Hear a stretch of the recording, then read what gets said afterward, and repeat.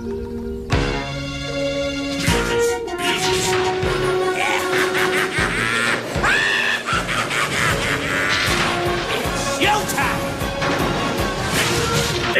good morning, boys and ghouls. It's me, the ghost with the most, who's here to host your Thursday BnB. That's right, it's me, the B-Man himself, and boy do I have a show for you. Wait a minute, Thursday BnB with Mr. B? It's the Thursday BnB and B. Well, there's one B that's definitely missing right now, and that's the breakfast, alright? So here we go, we're gonna make it appear. Look, there it is. You know, my magic still works here. It's all good. It's the Beatles and Berry waffle. Oh, just like Mother used to make. Yeah.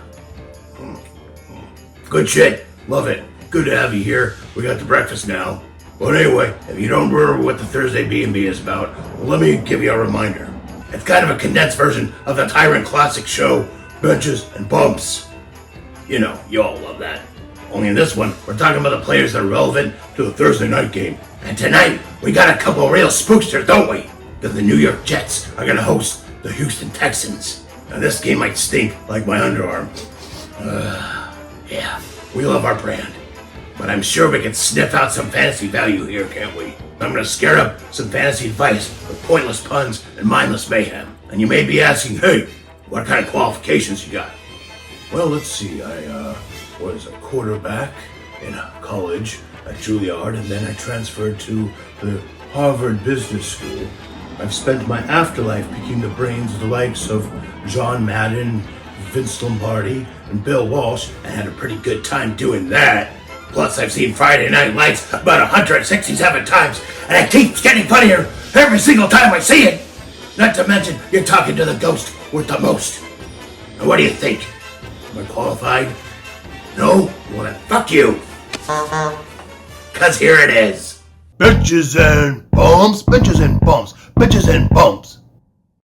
Now, of course, you got your obvious always starts like Garrett Wilson, Joe Mixon, and Breece Hall. You're not gonna screw around and not start these guys, okay? I know it's Thursday night, but you gotta start your studs. Now, as far as the other schmucks go, let's start with the Texans, and I'm gonna start by telling you to bench CJ Stroud.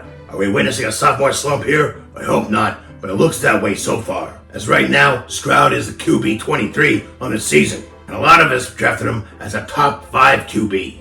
Because of course we figured with Stephon Diggs coming in, and the guy had potential that showed through his rookie season.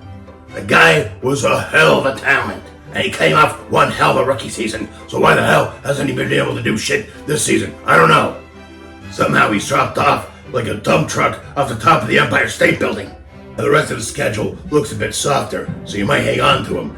But I'm thinking about benching him this week, because that ain't gonna help him tonight. The Jets have a top 5 fantasy defense against opposing quarterbacks. So on a Thursday night, that ain't sounding like a get-right game for CJ Stroud. Not to mention the fact that he's gonna be on the road, his weapons are depleted, Joe Mixon's probably gonna do all the offensive work in that game. Hell, CJ Stroud may not even need to throw the ball at all. And that ain't good for fantasy. No, could be dangerous if he throws the ball, as there's a lot of ball hawks there that can try to pick him off. I'd rather stream a QB with a good matchup this week if possible, and leave CJ Stroud on your bench. And you may be tempted to start Tank Dell tonight, but I wouldn't do it, because we all know the Jets are going to give him the sauce, and the sauce is boss, you know what I mean? Sauce Gardner is part of the reason why the Jets are doing so well this year against wide receivers. They're giving up the 3rd least fantasy points to wide receivers on the year. Yeah, sure, someone's got to catch the ball, and maybe Gardner's not been as saucy as he was last season. But like I said earlier, CJ Stroud's had his struggle too. Now you might have to start Tank because the opportunity's sweet. And just because the volume dictates success, doesn't mean it's gonna happen. You might start him still, but temper your expectations, or maybe you grow yourself some balls and leave him on your bench. Let me get some more of this here. Yeah. Beetle, check this out, man. Put the Beetle in the juice. What do you got? Hey, So who do I want to bump up for tonight? Well, it's about time Dalton Schultz has a good game. He's been outside the top 30 tight ends this season, which is stark contrast to the fact that he was a top 10 tight end last season, which is of course where we all drafted him, and owning this guy has been hell. I mean, a living hell. But I don't gotta tell you that. Many of you probably dropped him, but this might be the week to start him. He's gonna be the number 2 target in that offense with Diggs down and Collins on the IR. Now last week, he had his best game of the season, catching 4 out of 6 targets for 52 yards. So obviously, they're starting to utilize him more in this offense. And with Tank Dell being shadowed, that's gonna open things up for Schultz. I think he can finally catch his first touchdown of the season. And if he was able to turn some of those other catches into touchdowns, he'd have some much gaudier numbers this season. I think he shines this week. Give him a bump up to your starting lineup. Now, he's not the only one who could benefit from the sudden dearth of Texans wide receivers. There are definitely some hungry players further down the depth chart, like Xavier Hutchinson or the returning Robert Woods. But I've got my big, gross, disgusting eyes on another wide receiver on that team. I think it might be John Mechie who steps up in Stephon Diggs' absence. Now, Mechie was the most targeted wide receiver outside of Diggs and Tank Dell last week. And now with Diggs gone, we could be looking at the wide receiver a lot of us real savvy fantasy managers have been looking for him to be. Now, of course, this is a fantasy play only for the most refined of players. Save that guy for later. Anyway, what was I saying? Hey, look, I'm not going to start this guy this week. Unless I might get a really deep league or something like that. Or maybe it's a DFS play. But if he breaks through with a big game, you could have something big on your hands. And of course, if he busts, you can just drop him right away. So, no skin off your ass, right? Yeah.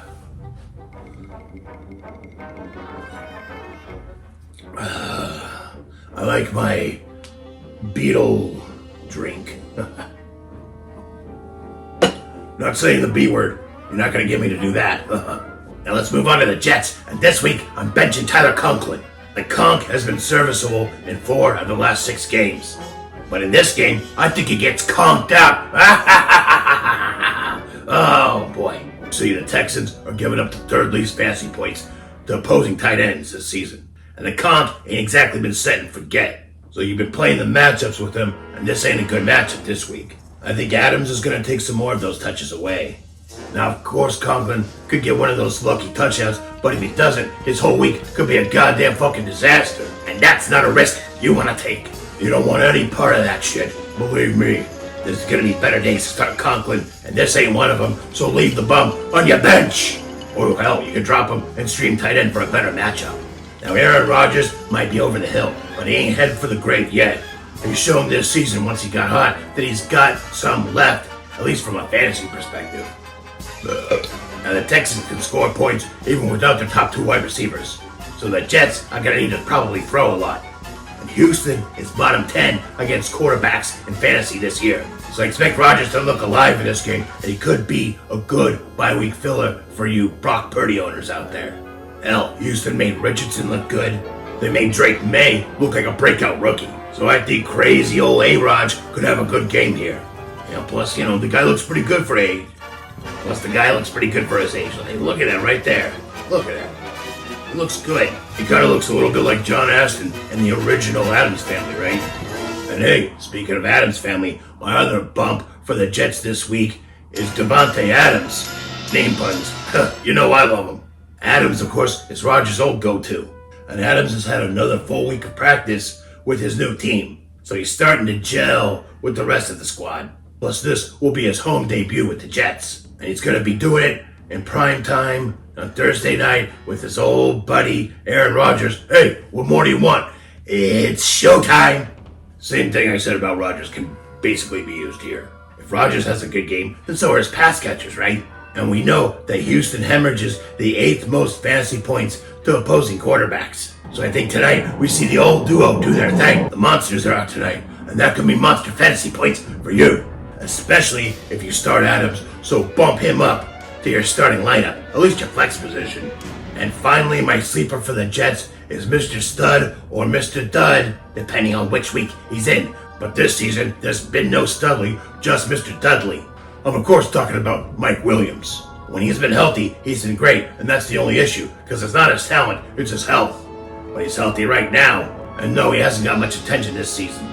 But at any given day, the guy can catch one ball for 65 yards and a touchdown, and that's good enough for flex appeal.